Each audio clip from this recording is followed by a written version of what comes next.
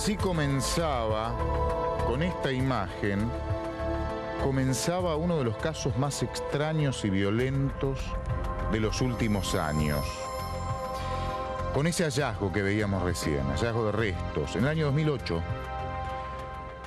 encontraron los restos de una mujer, restos seccionados, una pantorrilla, y a partir de allí comenzaba una investigación que determinaría que había un pedido de paradero, en rigor un abandono de hogar. Había un hombre que denunció que su mujer, su esposa, una profesional veterinaria, se había ido de su casa y no sabía dónde estaba. Con esa sola investigación comenzaron a averiguar y llegaron a descubrir un entramado increíble. En el medio había un hombre que era el que había denunciado el paradero de su esposa, la veterinaria, la profesional. Pero encontrarían muchas similitudes con otros restos hallados 2 años antes, también en la misma zona. Esto ocurrió entre Tigre y San Fernando, en la zona norte del Gran Buenos Aires. Es decir, primero encuentran una pantorrilla en el arroyo Abra Vieja, en el Delta, como Paulo dijo, el 23 de junio de 2008. Y empiezan a unir ese hallazgo con un hombre que había presentado una denuncia por la desaparición de la esposa.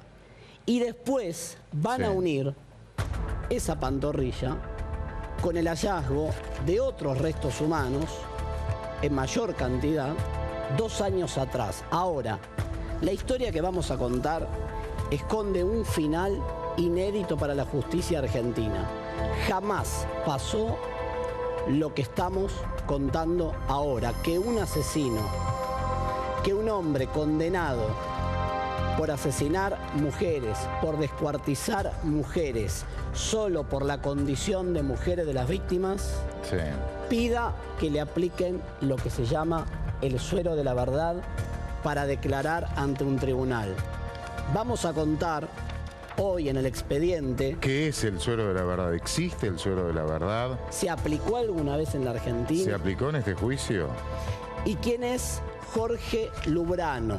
El hombre que estamos viendo en imagen, un hombre que, como contaba Paulo, aparece en 2008 denunciando que quien era su esposa, María Colombo Van Rensburg, veterinaria, estaba desaparecida. Se había ido de la casa y él no sabía de su paradero.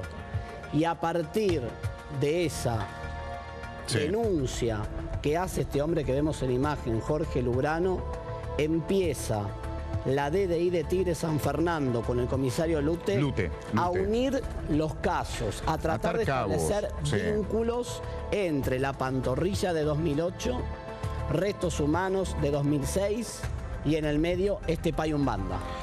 A ver, Jorge Luis Lubrano, hoy es un hombre de 54 años aproximadamente, es ese que estamos viendo ahí. Se presentó en una comisaría de la zona norte, en el año 2008, y denunció que su esposa, María Teresa Colombo Van Rensburg, que por entonces tenía alrededor de 70 años, se había ido de la casa. Sola. Una desaparición voluntaria. Se había ido. Y a partir de ese momento no supo más nada de ella y por eso presentó la denuncia. La denuncia quedó ahí, como una más. Como una más.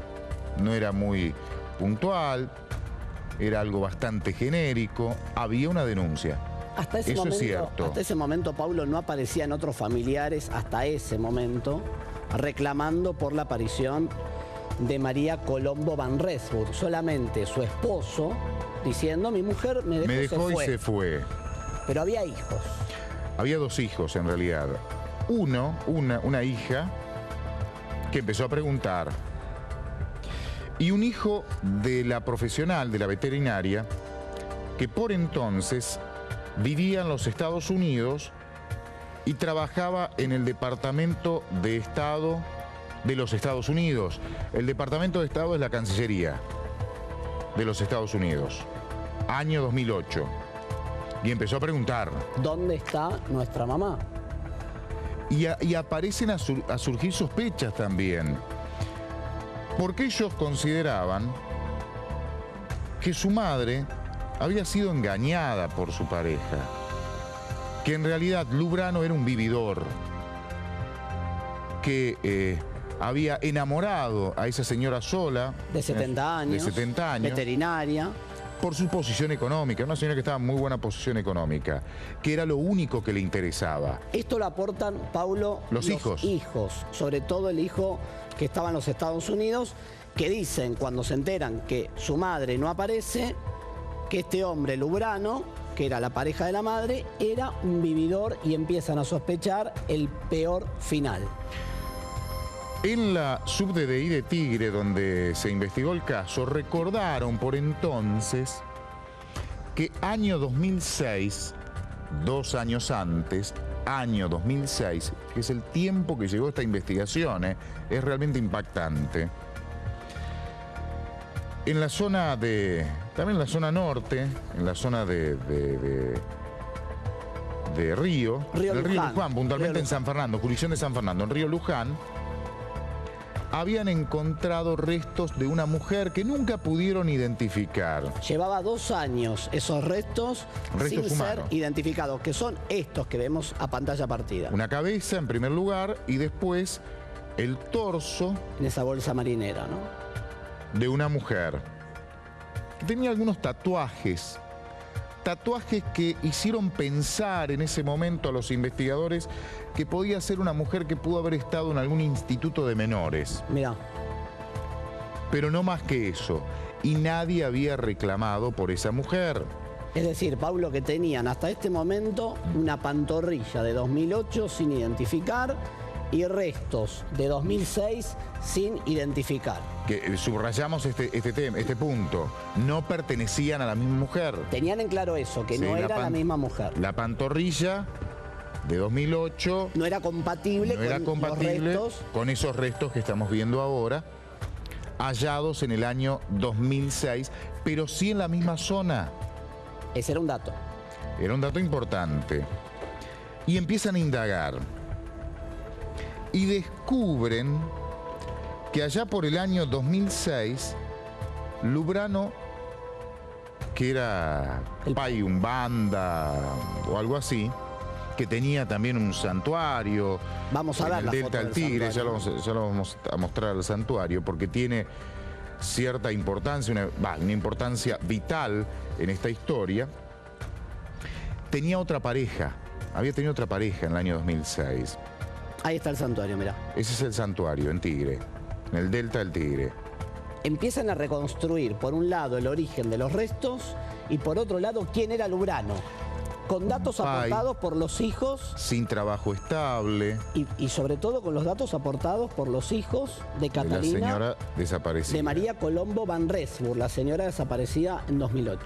Ahora bien, en el año 2006, Jorge Luis Lubrano tenía otra pareja. Pareja que, de acuerdo, cuando empiezan a indagar en ese barrio, de acuerdo al relato que escuchó un vecino o distintos vecinos, iba cambiando ese relato. El relato que hacía Lubrano cuando le preguntaban los vecinos qué pasó con tu mujer. ¿Qué pasó con tu...? Con tu primera mujer. Mirá, se fue. La primera mujer se llamaba Diana Vanessa Puebla, una mujer de 30 y pico de años. Se había ido, según él. ¿Cuántas versiones? Lo había abandonado. 5 versiones. Y le había dejado la hija de ella de 9 años. Raro. Muy raro que una madre abandone a su hija de 9 años. Después que se había ido a Paraguay, que se había ido a Uruguay. ¿Cuántas versiones? Fueron varias. Por lo menos Lubrano, sí, de su primera mujer también desaparecida, tenía este hombre 2 mujeres desaparecidas. Una en 2006, Diana Puebla, la otra en 2008, María Colombo Van Resburg. Pero de la primera, como dijo Paulo, dio 5 versiones. Se fue a hacer un aborto ilegal a otro país. Murió en un accidente en San Fernando. Tenía cáncer y se fue a hacer un tratamiento al exterior. Sí. Se operó en Brasil. 5 versiones cuando los vecinos le preguntaban qué pasa con tu esposa que no la vemos y por qué te dejó a la nena. Y cuando los policías empiezan a preguntar por esa mujer. Ahí ya comienza el trabajo pericial. Había 2 mujeres desaparecidas y restos de 2 mujeres. Y las 2 unidas en algún momento de su vida con este hombre. Eso era lo más llamativo. No había una prueba contra Lugrano. Tuvieron que trabajar los peritos científicos, ingresar al laboratorio de la policía científica. Si te parece, Mauro, tenemos una nota y vamos a ver, presta atención, mucha atención a las imágenes que vamos a ir mostrando mientras un especialista de la policía científica va contando cómo comienzan a reconstruir un rostro a partir del hallazgo de unos restos. Habían encontrado una cara, pero no le faltaba la reconstrucción de esa cara. Un rostro, un cráneo. Claro. En avanzado estado de descomposición. Empiezan a hacer todo un trabajo pericial hasta que pueden reconstruir el rostro de la mujer. Presta atención. Cabeza femenina en aguas de río, en proximidad de la zona de Tigre. El hallazgo de esta cabeza inicia con una semana después la tarea pericial, que se continúa con el hallazgo de un torso con las piernas y los brazos y las manos seccionadas dentro de una bolsa marinera. Ya esta parte del cadáver no en el agua, sino en tierra. Esto, bueno, se procedió primeramente a ver si esta cabeza se correspondía con ese tórax por las características antropométricas. Se hizo un trabajo pericial de autopsia y, bueno, ahí se determinaron las causas de alguna manera de la muerte de esta mujer. Fueron en primera instancia un estrangulamiento manual con asfixia y aparte en el cráneo había lesiones contusas, cortantes, que se podían corresponder con lo que se conoce en medicina forense como anestesia previa a Gardel, que es para disminuir la resistencia de la víctima y posteriormente poder estrangularle y así quitarle la vida. El descuartizamiento se arribó a la conclusión de que había sido practicado con un elemento filoso, eran cortes bastante regulares y había sido post-mortem. Todo el cadáver en sí estaba en estado de putrefacción, la cara particularmente había perdido parte de tejidos y de los rasgos fisonómicos característicos de esta mujer. Con lo cual se hizo por medio de un perito, un dibujante, una reconstrucción por medio de dibujo tentativa de cómo podría haber sido esta mujer estando viva. Y también, como este cuerpo tenía unos tatuajes que eran muy particulares, hizo una pericia y un estudio de estos tatuajes. Y en base a esos dibujos se determinó, bueno, determinadas características que tenían estos tatuajes que hacían pensar que era una mujer que había estado en algún momento en un instituto de menores. Los testigos que fueron convocados al efecto del reconocimiento reconocieron tanto por los dibujos que se habían practicado como peritajes como por los tatuajes que tenía, que eran muy característicos.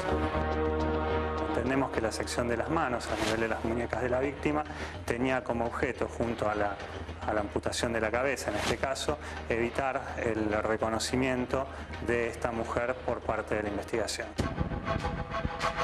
De modo inicial se pensó en la hipótesis únicamente de evitar una identificación certera por parte de la investigación. Posteriormente, el camino de la investigación en función de otros elementos llevó a abonar la hipótesis de que también podría haber alguna relación en este caso puntual de descuartizamiento con lo que se conoce como el rito umbanda.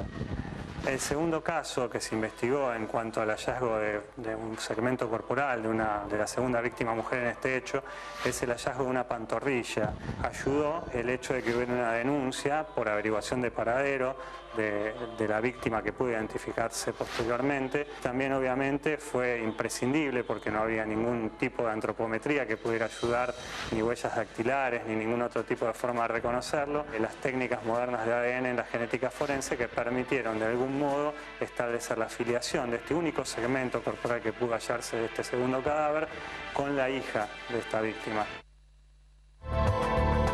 Y de esta forma ya identifican a las víctimas.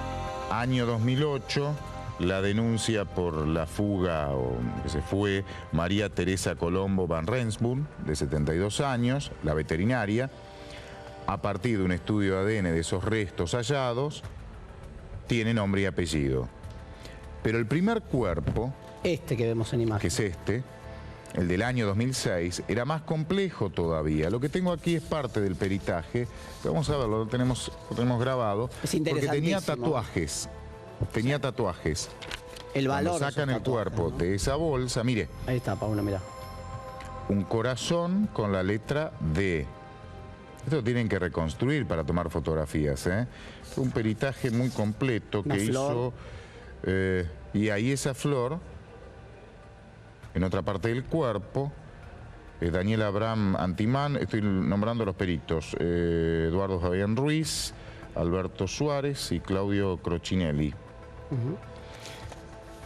que hacen toda una descripción de los tatuajes que se corresponden con los tatuajes de la mujer que estaba desaparecida, pero también hay lo que se llama reconstrucción de rostro, y es otra pericia que hizo la policía científica también. Miren esto. A partir de restos hallados. Miren cómo se empieza a transformar el rostro. Es ponerle cara a lo que habían encontrado, que era lo que había quedado de esa cara. No es un dibujo solamente, es todo un trabajo científico que se hace a partir de un resto de distintos rasgos. Si quiere venir, César. Es que se puede reconstruir este rostro que tengo aquí yo.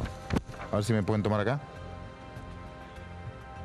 Ahí lo vemos. Miren cómo llegaron de lo que mostraba Paulo a esto. Este es el rostro. Este es el último dibujo que se hace a partir de la reconstrucción. Es un peritaje muy completo, muy grande, ¿ves? Son varias hojas. Termina en esto. Mostrá, si querés, cómo empezaron. Sí. Y cómo terminaron con esta reconstrucción científica. Con esta reconstrucción. Mirá, así encontraron la cabeza y llegaron a la reconstrucción para ponerle nombre y apellido a la víctima de forma definitiva. Era Diana Puebla. Diana era la primera víctima, Diana Vanessa Puebla, en el año 2006, y en el año 2008 el asesinato de María Teresa Colombo Van Rensburg. Ahora vamos a ir nuevamente al santuario, el pseudo santuario del Pai Lubrano. Ya lo vamos a mostrar, que es ahí. El valor del allanamiento en este lugar, Paulo, tiene que ver con determinar la mecánica de los crímenes y con estos cuchillos encontrados. Sí, también se hace todo un estudio con esos cuchillos encontrados en ese lugar y el tipo y las características de los cortes practicados a los restos de ambas mujeres, y llegan a la conclusión que es compatible, que podría ser. Pero no había mucha evidencia. No. Había una evidencia de oportunidad. Sí, había las dos mujeres que vivían eran mujeres de él con este hombre desaparecieron. y estaba muerta. Las dos mujeres estaban muertas. Las dos mujeres descuartizadas, restos descuartizados, y ese lugar con elementos compatibles para practicar esa clase el mencionado de cortes. descuartizamiento. Esa clase de corte tiene unas características muy específicas. A partir de ahí comienza una investigación ya judicial, también compleja, muy difícil, que lleva mucho tiempo. Los jueces que intervinieron, Mauro, Sí. en este caso... Tribunal son Oral 1. El doctor Alberto Ortolani, Gonzalo Aquino y la doctora María Elena Márquez, uno de los mejores tribunales de la provincia, que desarrollaron el juicio oral y público con un acusado que no hablaba, que no decía nada. Jorge Luis Lubrano no hablaba. Pero ¿qué es lo que dijo en el juicio? Quiero declarar, pero... Quiero vamos a ingresar declarar. en el suero de la verdad. Pero solo si me aplican el suero de la verdad. ¿Qué es el suero de la verdad? En realidad mencionaba una dosis de pentotal sódico, que es una droga conocida como suero de la verdad, que era utilizada en medicina o es utilizada en medicina como anestésico. O como hipnótico. Esto ¿no? lo estoy leyendo, obviamente lo destacan los médicos, ¿no? Y que en psiquiatría también se utilizó experimentalmente en algún momento como agente hipnótico, por eso se lo conoce como suero de la verdad. Él lo que decía es, si me aplican esto... Yo declaro, digo la verdad, porque yo no fui. Soy inocente.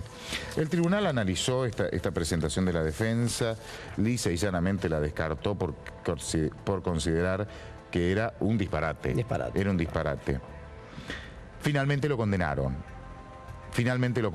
Y terminó preso. No confesó nunca, ¿eh? Nunca habló en la justicia. Tenemos unas placas para repasar el caso. Y el argumento del tribunal es muy interesante, Paulo. Sí, el tribunal dijo que Jorge Luis Lubrano Payumbanda mató a Diana Vanessa Puebla, 29 años, y a María Teresa Colombo Van Resburg, 72 años, la veterinaria, conocida como Tesina. Era una veterinaria muy conocida. Las mató la zona norte. Por su condición de mujeres. Lo dijo textual el tribunal, por el desprecio al género femenino. En abril de 2006 apareció una cabeza de mujer en una funda de almohada. La pescaron en aguas del río Luján a la altura de San Fernando. Así comenzó la investigación. Una semana más tarde encuentran en Benavides una bolsa marinera con un torso de mujer sin cabeza y las manos amputadas. El cadáver tenía 2 tatuajes. ¿Por qué las manos amputadas? Nunca aparecieron las manos. Quería evitar la identificación. Evitar la identificación, concretamente. El 23 del 6 del 2008 encontraron flotando en el delta del Tigre una pantorrilla de mujer. Que era de la segunda víctima, la mujer de 70 años. Obviamente, con estudios de ADN confirmaron que se trataba de la veterinaria Tesina Colombo. Había desaparecido 20 días antes. Comienzan a investigar a su pareja, Lubrano, quien había hecho la denuncia por paradero. Concretamente dijo, Mi mujer se fue, no sé dónde está. Qué bárbaro. La policía descubrió que hasta 2006 el país estuvo en pareja con otra mujer desaparecida, Diana Puebla, y lo asociaron con los restos hallados, que nunca lo habían identificado, y el torso hallados ese año, el año 2006. En el río Luján. Sí. Por los tatuajes y los peritajes de reconstrucción de rostro determinaron que los restos de mujer hallados en 2006 pertenecían a Puebla. Lubrano fue detenido en mayo de 2010. Fíjese el tiempo que duró la causa, porque hubo todo un trabajo pericial muy importante que estuvo a cargo, lo debemos destacar, la gente de la de Tigre. Comisario Darío Lute. Darío Lute, la gente de la Policía Científica y el fiscal Strauss. Toda la causa la manejó el fiscal Strauss. En abril del año 2012 fue a juicio oral y Lubrano pidió declarar con el suero de la verdad, pero el tribunal consideró el pedido descabellado, un disparate. La única vez que yo tengo registro de esto en la historia. El contenido de la sentencia es interesante, porque lo que plantean los jueces es: mató a las mujeres con un claro desprecio al género femenino. No hay que olvidar el concepto del Tribunal Oral 1, que al momento de dictar sentencia no existía la figura del femicidio. No existía. Se incorpora después, pero le dieron la máxima pena, que es la perpetua. Un muy buen fallo, cuentan los especialistas, de este tribunal, Tribunal Oral 1 de San Isidro, el doctor Ortolani, el doctor Aquino y la doctora Márquez. Déjame agregar un dato. ¿Sabés qué le permitió también a la justicia sumar un indicio, más allá de que justo las 2 mujeres del hombre aparecieron muertas y descuartizadas, justo que él dio argumentos pueriles sobre el paradero de las mujeres? ¿Sabés qué también? Que la última mujer que tuvo después de la segunda víctima se puso en pareja con otra mujer, este vividor. Estaba con una tercera mujer. Con una tercera mujer, y en una discusión que tienen le dijo a esa mujer que termina declarando... Que declara en el juicio, el debate, vos vas a aparecer muerta como estas 2. Entonces, sumando indicios, a veces no necesitas la prueba directa, el tribunal llegó a la conclusión y aplicó la condena. Lubrano, el suero de la verdad, le dijeron: usted está totalmente loco, no lo pida, no al lugar.